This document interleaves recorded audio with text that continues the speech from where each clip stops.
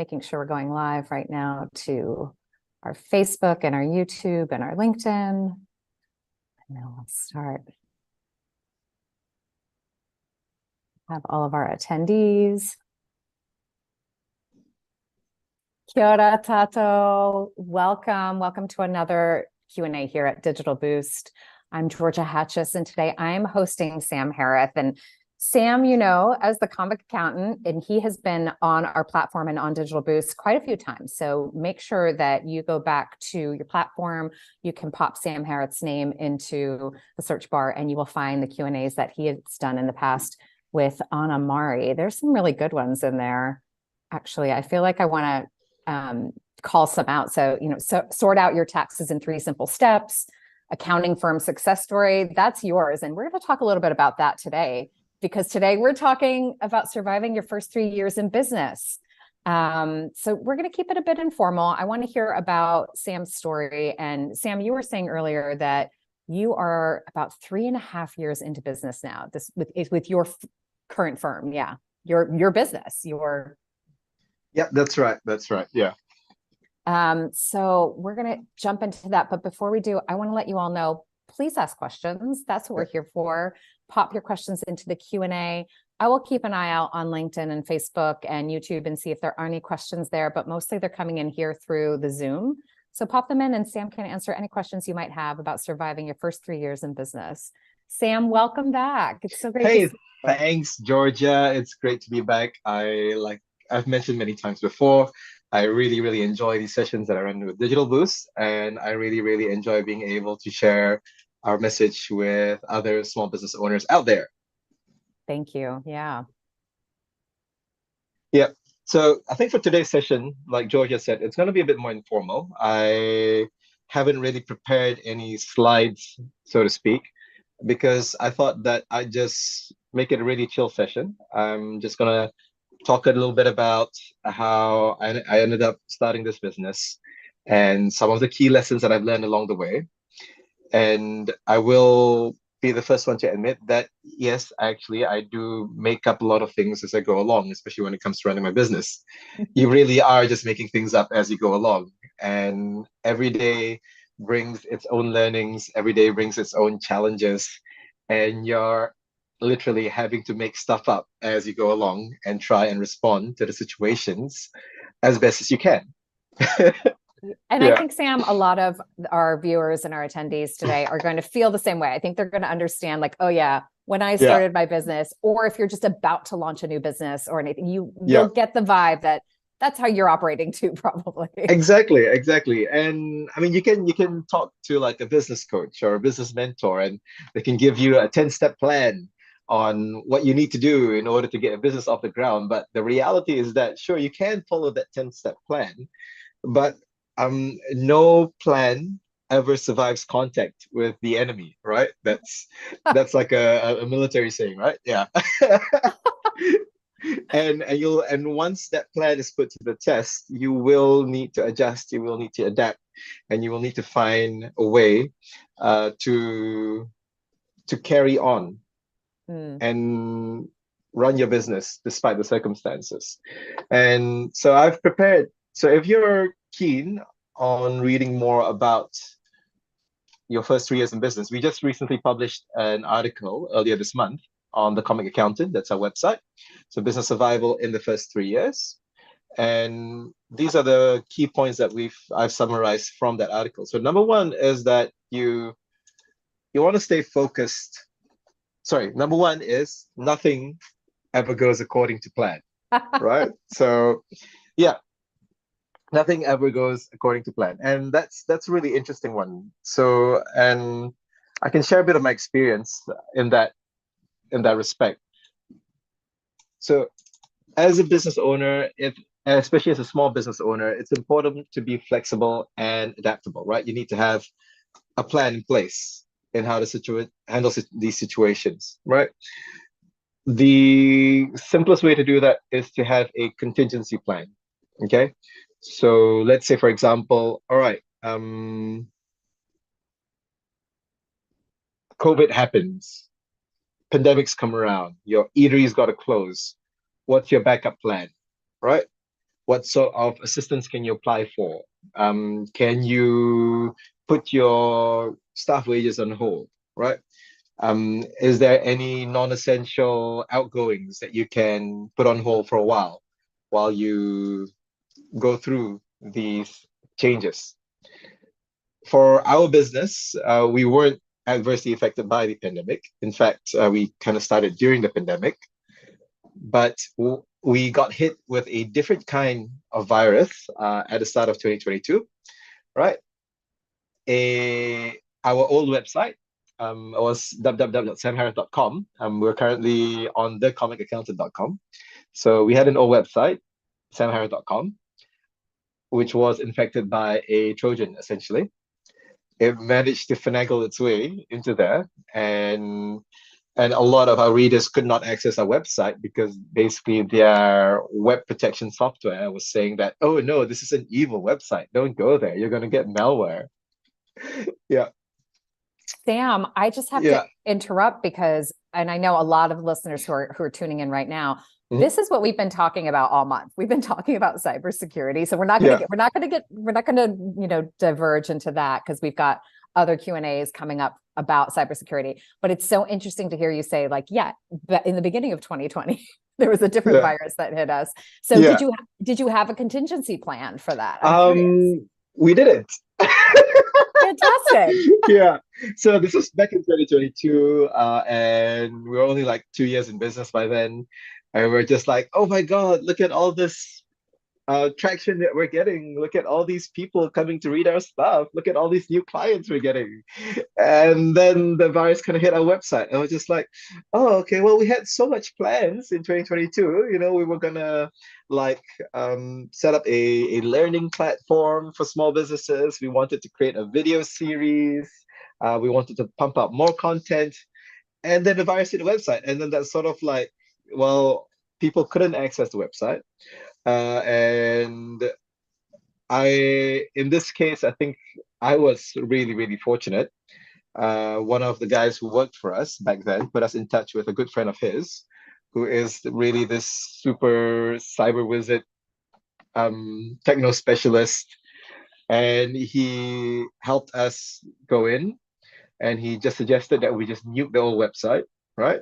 We grab all the content, all the data, migrate over to a new website, and also took that opportunity to rebrand the website, build a new one from scratch, and thus thecomicaccountant.com was born. And so now, and it was difficult at first because obviously all the SEO was on the old website, and so literally had to redo all that SEO again from scratch. Wow. And get it. So how long did it take you to get back on track, do you think, back to where you were once you got affected? About 18 months. Okay. Yeah, it wasn't too bad. No. I mean, because we kind of had our SEO figured out by then. Mm-hmm. But yeah, and so I mean, now if you search comic accountant, like we're the first hit, and that's great. Yeah.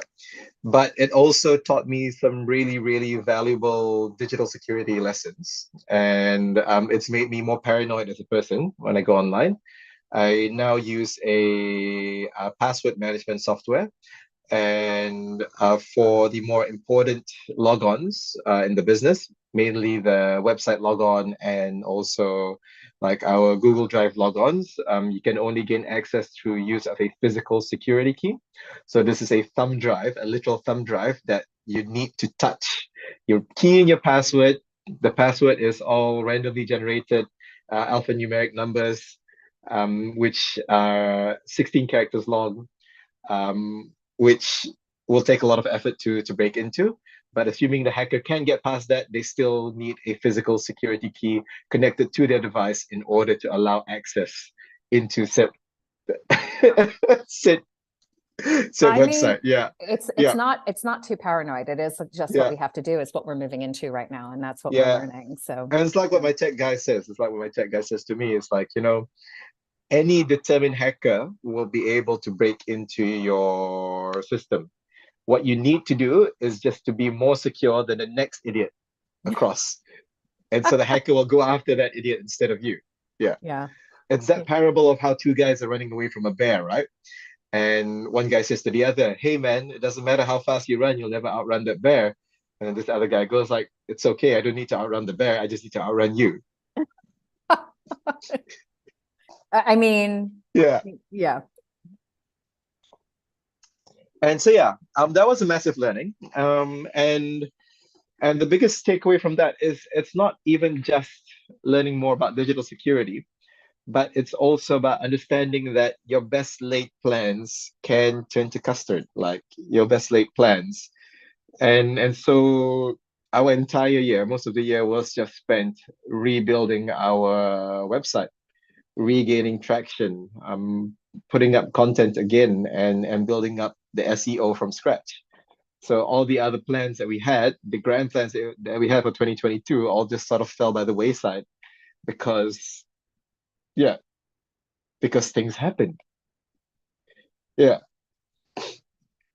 And and yeah, and you just gotta expect that things aren't gonna go according to plan. Yeah. I'm curious with any of the attendees who are listening right now, if you have similar stories, or if you can say, in the Q&A or wherever you're tuning in from, like, yes, 100%, I know what this is like. Did Mhm. have a contingency plan, did not have a contingency plan. I'm just curious to know myself how that went for any of you. But yeah, we'll see. I'll give you a couple minutes to type that in if you Yeah. want. Yeah, I'm curious to see if our participants have had similar experiences. Mm.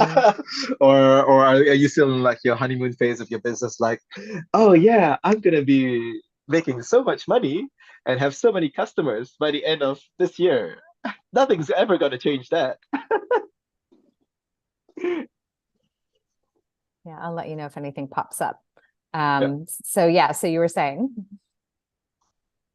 Yeah, so nothing ever really goes to plan. And I think it's important to be able to plan for the worst, right? And and I think that experience has really taught me that running business, it's a fragile thing, you know. You work so hard to build it up, but yet there are so many external factors beyond your control that can screw things up for you.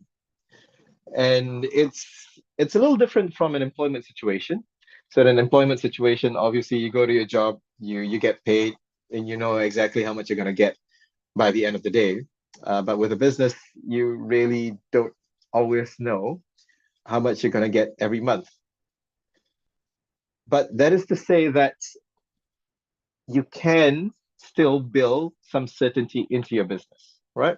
So yes, nothing ever really goes according to plan, but there are some things that you can do to build some certainty into your business, right? But again, this really depends on the kind of industry that you're in. So I can only talk from experience of running an accounting firm. So one of the things that we do in order to build certainty into our business is that 95% of our clientele are on a retainer basis, which means that we charge them a monthly fee. So, which means that if we can get enough clients on that retainer basis, we know we can have a reasonable prediction of how much we will be making on a monthly basis.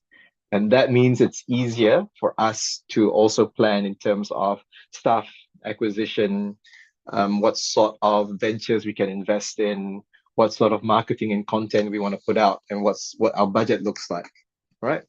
But of course, because things don't ever always go according to plan, it's good to have some leeway, some wiggle room for unexpected situations where things don't go according to plan. And so hence when I'm forecasting, when I'm budgeting, I always forecast a sales figure that is actually lower than what we've been making for the past few months. Because that forces me to work within those constraints. So that when the actual month comes around and hooray, we've actually made more than what we forecasted, we actually have extra money that we can use towards reinvesting in the business, towards perhaps rebranding the website, getting more content out, investing in video content, etc., that sort of thing. Do you have a percentage or a formula that you use in order when you're forecasting, if you're lowballing yourself for the month? Yeah. So it's typically 10 to 20% lower Mm, than what I think we will actually be making. Yeah. Mhm. And it's good to forecast conservatively, right? mhm. I mean, unless of course you're preparing a forecast for the banks and you need that moolah, then in which case you want to show That- the bank that, hey, look at this, I can pay off your debt and yeah, make money. Yeah, yeah, that's a whole other thing. But yeah, I that is a whole understand. other thing, and that's Yeah. that's why you hire an accountant to prepare those sort of forecasts for you. And a little bit of shameless self-promotion, like we haven't had a single client get turned down for a loan based on the forecast that we prepared for them. So Oh, that's fantastic. yeah. Mhm. Yeah. Oh, maybe we need to do a Q&A about how to do that. How do you prep? Yeah, How to, actually, yeah, that could be a good idea for our next session. Yeah. yeah. I mean, yeah, maybe if you want to do it on the cheap, save yourself a few $1,000s, do your own forecasts on the cheap. Yeah, I don't see why Yeah, not. All right. We're yeah, spitballing here. We're already figuring out our next plan. But yeah, yeah, yeah, yeah, yeah. you were saying, sorry, Sam, go ahead. Cool, yeah. Right. And so the next point I want to talk about is that, um, and I think for clients, for business owners who are non-accountants, I mean, you could probably agree with me on this as well. Like cash flow is king, right? So without getting into too much accounting-y detail, there is a difference between profit and there's a difference between cash flow, right? Profit is income minus expenses, and this is the amount that you pay taxes on. Cash flow is the money that goes into your business and goes out of your business, right? And now a lot of clients they ask me, but Sam, isn't that the same thing, right? Shouldn't my cash flow be the same as my profit, right? Right? Well, no, you're not right because the profit is calculated based on income and expenses. Income is very clearly defined as money that you receive in exchange for the provision of goods and services. All right. Expenses are items that you spend on the business in an attempt to be able to generate more income. All right. And in terms of cash flow, money coming in isn't just from your customers. Money can come in from your personal pocket. Money can come in from bank loans. Money can come in from equity investments from other shareholders. You see? All right. And similarly, expenses are not the same as cash outgoings. Fair enough, a large bulk of your cash outgoings will be expenses spent on rent, on staff wages, on buying materials, buying your ingredients, etc., etc. However, a larger portion of it will be in terms of your loan repayments, if you have any loans to repay, right? Loan repayments are not an expense, okay? Your drawings that you take for your personal usage, right? If you are paying out drawings to your shareholders, right? That is not expense, but it's still a cash outflow, right?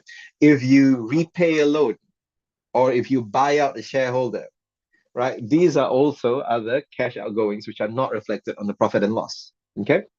And so this is something which I try to make clear to a lot of my clients because they will sometimes end a period with, say, $100,000 profit, right? And they go like, "Oh, that's $100,000 profit. Why am I paying so much taxes, Sam? Like I've only got like $1,000 in my bank account, right? Surely the IRD can see that I'm really, really poor. I only have $1,000 in my bank account, right?"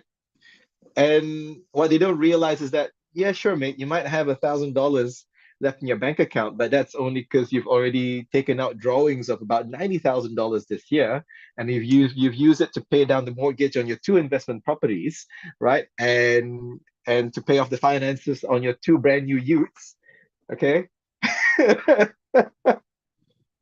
And Which you are just not went. which are not business expenses, by the way. Yeah, which Yeah. are not business expenses, by the way. And even Yeah. if you did put them under the business, right, you'd only be able to claim back the interest portion of it. You can't claim back the principal loan repayment portion of it, right? Okay.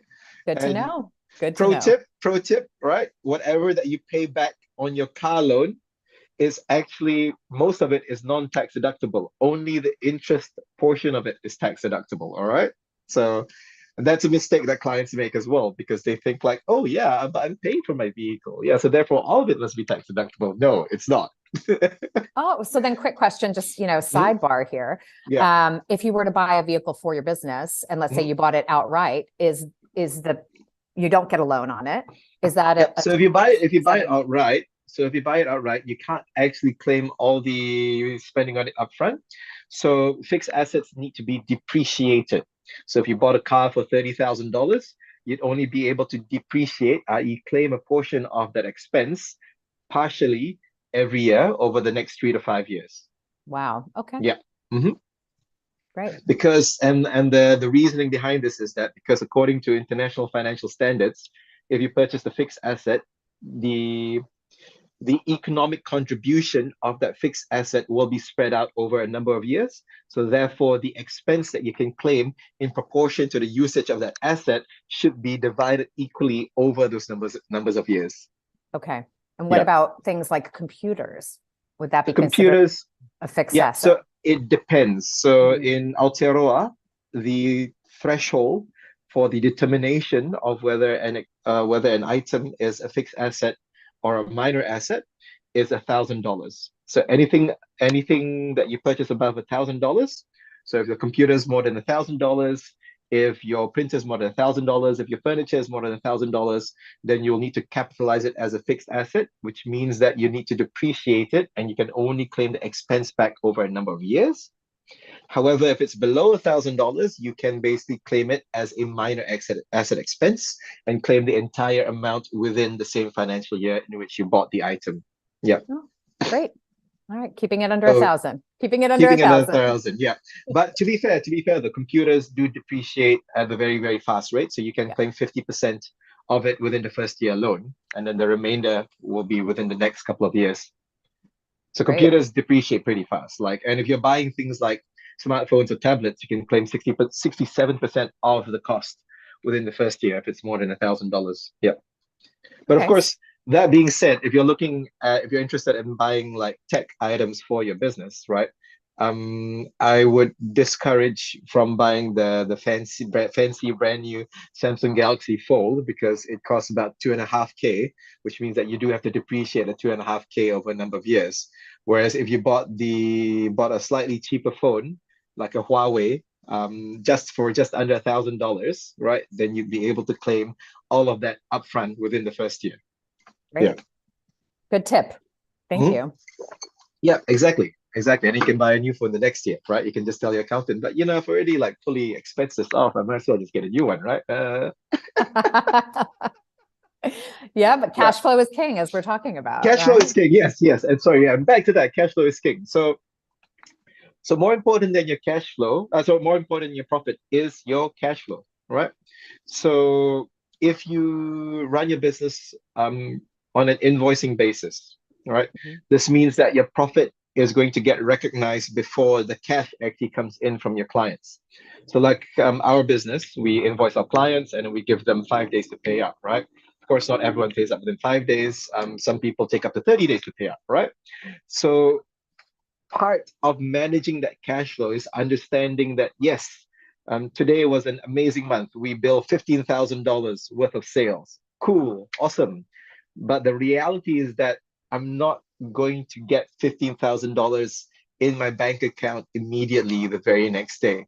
The reality of the situation is that $15,000, I'm probably only going to get $7,000 in the first week, another $3,000 the next week, right? Another $2,000 in the third week, and the remaining $3,000 will trickle in over the next couple of weeks. You see? Yeah. And this is important as well because you always want to ensure there's enough money in your bank to pay your staff, pay your overheads like your rent, any licenses or subscription fees that you need to pay for, right? And if you are running a retail business or a restaurant, you always need to make sure you've got enough cash on hand to buy ingredients and materials, because without that, then you've got nothing to sell. We've got a quick question here. Yeah. Mhm. Sam. Hi, do you recommend Henry Accounting for sole traders if you want to do most of the accounting yourself? Yeah, definitely. I think Henry is a great software if you're looking to do accounting on the cheap. I mean, it's probably the next best alternative to having a spreadsheet of your own and doing up the numbers for yourself. But I mean, there are still a few caveats about Henry though, and to be fair, it's really only suitable for certain types of sole trading businesses. So if you are like a freelancer, or if you are a contractor contracting to like a few number of clients that you can actually keep track of, you know, using the fingers on your hand, then I think Henry does a really, really great job in doing so. So let's say you are a contractor working for a governmental organization, and your salary, your income is quite predictable. And then I think Henry is really great for that sort of situation. Or if you're a freelancer doing odd contracts for web design or coaching and so on and so forth. Where Henry starts to fall apart is if you're running a retail outlet. If you're running a retail outlet or a catering service or anything that involves a large number of clients with a large number of expenses that you need to keep track of, Henry may not be the best fit for you in that case. And you may need to look at getting a proper, fully functional accounting system like Xero or MYOB or QuickBooks. So again, it depends on your personal situation, and Yeah, but and I think oh, sorry, go ahead. but You think, if you have a reasonably low amount of expenses and a small number of clients, which and whose income is quite predictable, then yeah, I think Henry is a great fit. Mhm. yeah, and I was going to say we do have a few Q&As on our platform that have to do with Henry. So if you were more curious about diving in and seeing what we're saying on this end, we don't, we don't advocate for, we love everyone. We love everybody. Xero, I mean, Henry, like all of them. I'll be honest. Like Henry is actually our competitor. Like Henry is one of our competitors, and we've had one client leave us for Henry because it wasn't really any fault on our part, but it was just because they were struggling to put away taxes themselves. And so if you're the kind of person who struggles to put away money for taxes, and we do go a step above other accounting firms in telling our clients in no uncertain terms how much they need to put away for taxes. But if you struggle with that, then Henry may be a better fit for you. Yeah. But for those clients who have stayed on, this means that they can put that money aside into an interest-bearing savings account and still earn interest on the money that they save on their taxes before they actually pay the IRD at the end of the year. Oh, fantastic. Thank you for that. Yeah. But yes, it depends on your situation. And if you can make it work for you, I think Henry's really good. Right. So, but that also boils down to cash flow. I think it's that question was a great question, because putting away money for taxes is also an important part of cash flow as well. Because by the end of the day, out of all the different stakeholders in your businesses, we're talking about your employees, your suppliers, and all the other people that you pay money to. The IRD is arguably the most powerful and influential of them all, right? It's difficult for your suppliers or your employees to bring up a winding up order against your business. Most of them don't have the financial resources to do so. But if you owe money to the IRD, if you piss off the IRD, they can, and they will, institute action against your business, against your company, and then you're in a whole lot of trouble. Which is why I usually tell my clients, if they're struggling with debt, always prioritize IRD debt first. That's a really good point. Always prioritize IRD debt, because the IRD is the one organization that has the power to shut your business down. If they wanted to do so, they could. And they have. In the past, there has been precedent for this. So yeah. Okay. And so yeah, that's what we're talking about when we're saying that cash flow is king. Now, You can, if you were to look at the 3 ways to pay yourself, the Pay Yourself series of workshops, you'll probably learn more about things like putting money away for your expenses, putting money away for your taxes, and so on and so forth. But see, cash flow is king, and you do want to enter your business with the mindset that you need to always be keeping an eye on that bank balance, right? You need to take a look at that bank balance and think about, all right, I've got $5,000 left in my account. What upcoming expenses do I have? Do I need to pay from that $5,000, right? And part of managing, keeping that cash flow clean is also to not have an auto direct debit from your business's account into your personal account. Now, I've seen a lot of clients who do this, right? And often the clients who do this struggle with their cash flow. And I'll tell you why. Because they are paying themselves a fixed amount each week. They're treating themselves as an employee of the business. And often in the early stages of running your own business, you can't treat yourself as an employee of the business, right? You always pay yourself last. After you've paid your staff, after you've paid your suppliers, after you've put aside money for taxes, whatever that's left over after that, you can use to pay yourself, right?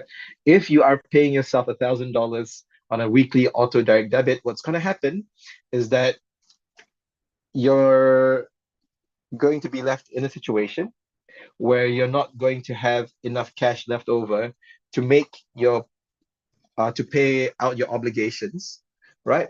And often clients who do this are running a pretty fat overdraft because they want that $1,000 each week to pay themselves, and so they're driving themselves into overdraft by doing so.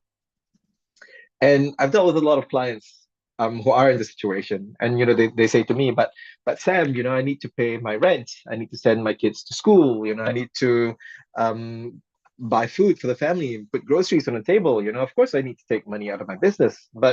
And yes, I sympathize with them. I do sympathize with them. But the reality is that if you are putting yourself into debt in order to get to here, then perhaps what's happening is that you're putting the cart before the horse, right? You are not addressing the underlying reasons why your business's cash flow is suffering. And so by doing so, by continuing to take money out of the business without really observing the cash flow of the business, you are actually, it becomes a vicious cycle, right? The more money you take out of it, the weaker the cash flow becomes, and the harder it is for you to diagnose what the underlying issues of your cash flow problems are. Mhm. And I mean, I don't like saying this, but as a business owner, I'm sorry, Buttercup, but you just got to suck it up. Like, uh, it was never going to be easy. Like, starting a business is never easy. And you are going to have to make sacrifices in those first few years of starting up. Things are going to be tough, things are going to be hard. And you're always, always, always going to pay yourself last. I have a Yeah. question. Yeah, there's a Yeah. question here. Mhm. So is this talking about drawings? If you are an Mhm. employee of the business, is this the same issue? Yeah. So this is talking about drawings. If you're an employee of the business, that means that your business is legally obligated to pay you X amount each week, each fortnight, or whatever it is. But it will still create the same kind of cash flow issues, which is why I generally discourage my clients from registering themselves as an employee of the business early in their business journey. Right? Once you have a steady cash flow coming in, once you are comfortably making, say, 5 figures profit each month without fail, right? Then you can look at paying yourself a regular salary from that amount.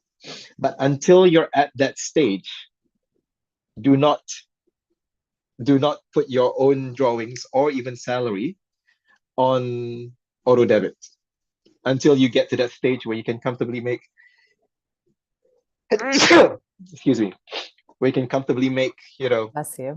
about 10K profit comfortably each month, right?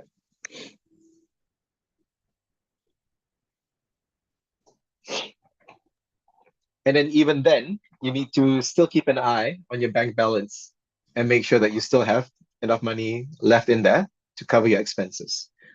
Because, and I know this because I work with a lot of small business owners, a lot of them would much rather bury their head in the sand and not look at their bank account balance or their finances.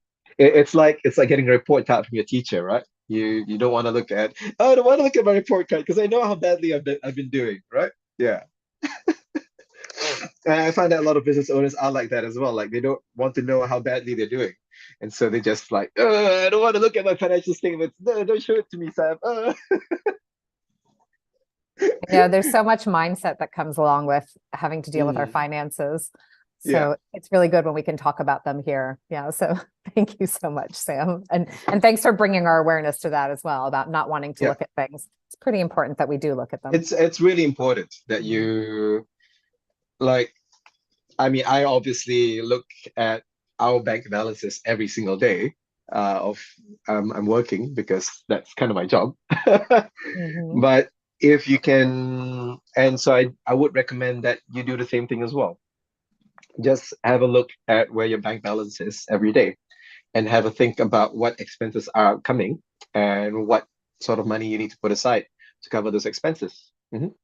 And if you're really curious about then what's the best way, then you might ask for me to pay myself as a business owner, then definitely check out the Pay Yourself series that we did a few years ago. And because I think there's some really, really good advice there, which is still applicable now when it comes to learning how to pay yourself from your own business. Yeah. Yeah, and just to let everyone know, that series is on our platform and it's called Pay Yourself with These Three Simple Steps as a Business Owner. So it's pretty easy to find that if you go into the search bar. And if you can't find it, just reach out to our support team and we'll help you. We'll help you get there. All right. Awesome. Cool. And so I'm talking about how cash flow is king because you always want to be paying your team first. The next point that I like to make is that you want to build a strong team, right? And surrounding yourself with a team of reliable and talented individuals can make a huge difference in the success of your business, especially in those first 3 years, right? And you want to take the time to find and hire the right people and to invest in their development and training. And I know that sounds like some really, really generic stuff that you'll find in any management handbook, but it's true. It is true. When I think it was in the second year of being in business that I had my first hire, because it was getting to the stage where it was getting difficult to run everything on my own.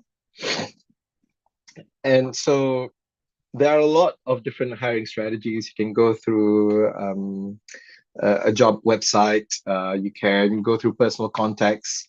But I think in my case, I remember my very first hire was this fresh graduate from the University of Waikato. And he was a Malaysian immigrant like myself. And he had a degree in marketing, but he could not land like a proper marketing job because this country is unfortunately biased against those of us who don't have NZ experience. And so I gave him his first job essentially, first marketing job actually, because he was working in retail then. And he was responsible for a lot of our early content strategy, social marketing strategy, and all of that. And it was good. And from there, I hired another student from the University of Waikato as well, who was one of my former accounting students. And he started doing our bookkeeping and accounting work as well. And he was a guy who was a Cambodian immigrant who came to NZ as well, you know, us migrants coming here in search of a better life. And yeah, and I think what what I guess what I decided on early on when I was hiring was that I wanted to treat these guys better than how my former employees had treated me before. And I remember when I first started working here in Aotearoa, like, uh, employers would be great. They'd be gracious. They make a lot of promises. They pay a lot of lip service to, being a diverse organization where we respect everyone's differences, blah, blah, blah, and all of that. But the truth is that that wasn't necessarily they didn't necessarily practice what they preached.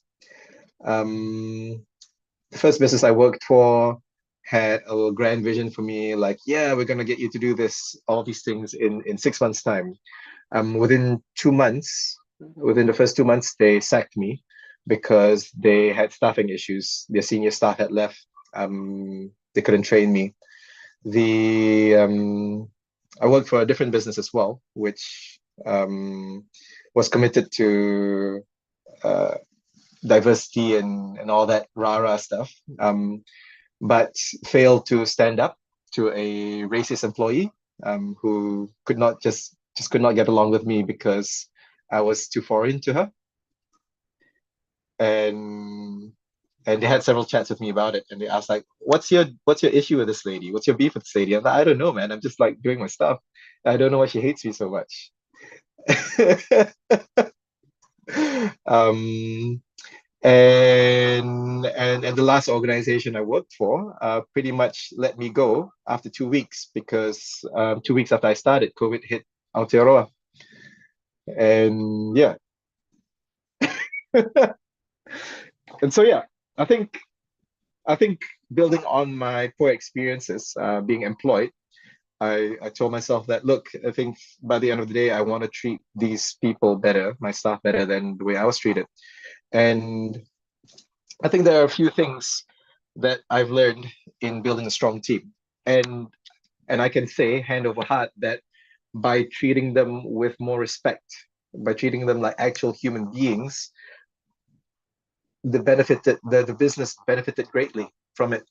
It benefited greatly from their loyalty, their commitment, their drive to work for the business, even though yeah, even though I was only just paying them just above minimum wage.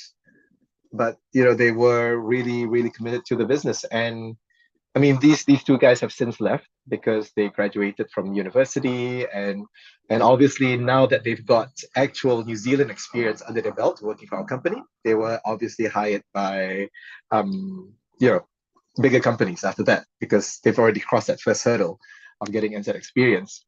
But I'm still friends with them, and they still keep in touch with me because of the bonds that we've built. Now, there are a few things that I think employers seem to neglect when talking about building a strong team. I think the first one, number one, is transparency. And it's all too often when you work in a business, you never really know what's happening in the business. The bosses will always hide from the staff members how much money they're making, what their how many clients they have, what sort of issues that we're facing in the future. I made a conscious decision to be 100% transparent with my team. At the start of each month, we would have a performance catch up. The entire team would know how much money we've made in the previous month, what our outgoings are, how many clients we have on board, what clients we've had difficulties with, what clients that liked our services, what clients didn't like our services, right? And in terms of also sharing our social media reach and all that.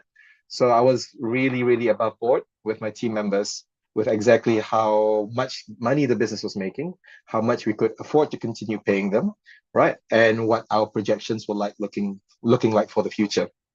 And I found that in doing that, it really made them feel like they were part of the business. And it really created that strong buy-in towards them helping the business grow because they can see actual tangible results, right? And so when every month they're looking at that sales figure growing, the profit figure growing, then they know that the business can basically afford to pay them more. And as the business grew, so did their hours as well. And as the hours grew, my one of them was able to basically he went from working minimum wage flipping burgers at Burger King to basically making more working for our business without having to put himself in front of a hot fryer for 4 hours a day. Yeah. And so yeah, transparency is really key. And the second one is to also um, embrace diversity. And I don't say this because it's some rah-rah catch term. And I don't mean like you got to make sure you got your token Asian, your token white person, your token Maori, and token representative of the different ethnicities. I don't. That's not really I mean by diversity. What I mean by diversity here is diversity of opinion, and you've got to accept the fact that your team members are going to have different ideas on how to run the business, and they may not necessarily agree with the way that you run the business, right? And this leads on from transparency as well. Transparency also means that you let your team members know how you plan to run the business, but you also need to accept the fact that they may not necessarily agree with the way that you're going to run your business. And you do need to be able to see the value in the ideas that you bring to the table as well, right? So I think, for example, I wanted to I had a specific content strategy that I had in mind, but then my marketing guy basically said to me, "Nah, Sam, that's a stupid idea. We should try something else instead." And guess what? I listened to his ideas and we talked it out, and I embraced his difference in opinion, and we implemented his ideas, and the business is stronger because of it. And we've got a healthy social media flow and content flow because of it as well, right? And and I think number three is to keep your promises, right? If you say that you're going to pay them a certain amount by a certain date, make sure that you pay them a certain amount by a certain date. Don't ever leave your staff members hanging, right? Don't ever leave them with unpaid wages. Always make sure that if you say that they're going to be getting training and support, make sure they get that training and support, right? Don't shortchange your staff. Don't hire them and then fire them 2 weeks later because, right? Don't say that you're gonna build them up into this amazing role in 6 months' time and then turn around and say like, "Whoops, shit, haha, guess what?" And I know it's easier said than done. And like I said, I mean, and at the very beginning of this talk, we said nothing ever goes according to plan, right? But if you've made plans for your staff, then you need to exhaust every option available to make sure that you live up to what you have promised them. Because by the end of the day, your staff, your team is your business. Without your team, you're not a business owner, you're not an entrepreneur, you're just a glorified worker, still working for, for your boss, which is your client, right? You're not a business owner until you can manage your team effectively. And it is this team that you will build, that you will grow, that you will teach the right systems and structure that will eventually be able to run the business for you. And then you can go out fishing or painting miniatures or whatever it is that you like to do in your spare time. Playing Dungeons and Dragons for some I'm of doing us. Dungeons and Dragons. Yeah, yeah, yeah. Oh, there's so many like campaigns that I want to run, but I don't have the time for it. Because Yeah. you're busy, Sam. That's why. Yeah. But obviously it takes time to build a strong team. Mm. And it's not gonna happen overnight. But as long as you build your business with a view of having that team in place, because yeah, you can't do everything on your own. Easy, like if I wanted to save a whole bunch of money, I could go like, yeah, you know what, I could make so much more profit from this business if I wasn't paying my staff so much every month, right? But that's not sustainable. No, and Yeah, you're not gonna get people who want to work for you. There's resentment that comes up. There's so much that's involved yeah, in keeping a good staff going. And hmm I yeah, mean, we all know how it feels, and we've all worked for other people at some point. yeah, So we all know how it feels to be undervalued. So yeah. yeah. So I think, yeah, that's really important. You really want to make your employees feel like they're valued. Mm. And I think one of the best ways to do that is to really help them get that buy into the business. And I think to quote this in Dale Carnegie, is to be generous, be effusive in your compliments, and to be generous in your praise. Yeah, Yeah. Mhm. that's great. Yeah. Right. I'm just checking to see if we have questions here. No, we're still Yeah, and good. feel free to disagree with me. I mean, like if if you're the kind of business owner who takes an antagonistic approach towards your employees, then yeah, feel free to disagree with me. Well, I'd like to hear what you have to say. I mean, I think we all want to be, Yeah, I think yeah, most people aren't going to be purposefully antagonistic. But it is, but like you said, we have to plan for the unplanned. You yeah, could hire someone and think they were great on paper, and when you interview them, and then they come in and you're like, oh, it becomes a yeah. more toxic environment. So yeah, you do the best that you can with. I mean, you do the best that you can, and obviously, if you've got a toxic team member, you want to get rid of that toxic team member.